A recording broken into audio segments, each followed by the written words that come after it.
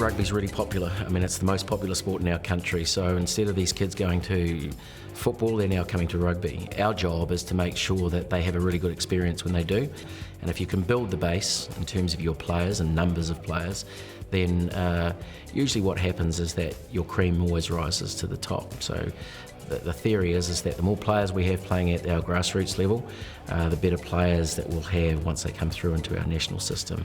And the more players you have, then the more chances of having X-factor people starts to rise, and that's what we're certainly seeing.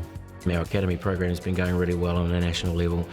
Our under-18s competed in the European Elite. Our under-20s won the World Trophy this year, so they now compete in the Junior World Cup.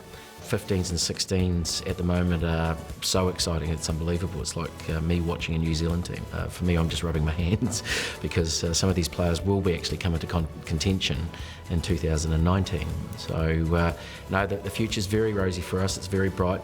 Great start for the young man, Vasil Lobzanidze. He doesn't turn 19 until October the 14th, I should say, the youngest player in Rugby World Cup history. I saw that kid when he was 15, when I first arrived. We didn't think he'd grow as quickly as he did, actually, in terms of his skill sets. But absolutely, he's the prime example.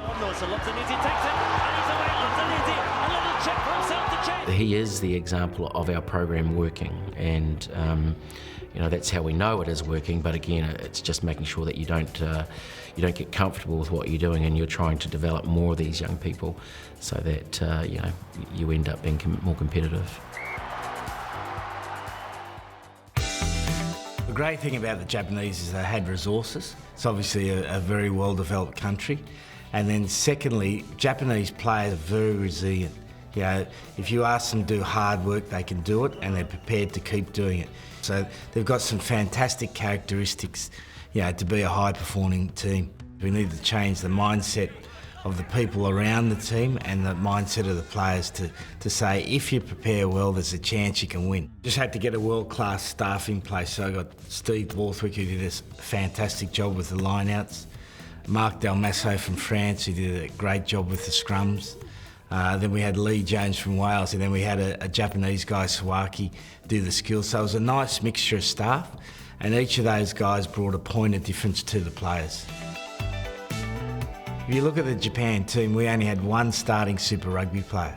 So to win 3 games of the World Cup means that the sum of that team is much greater than the individuals. And I think, you know, there's a great lesson for everyone there.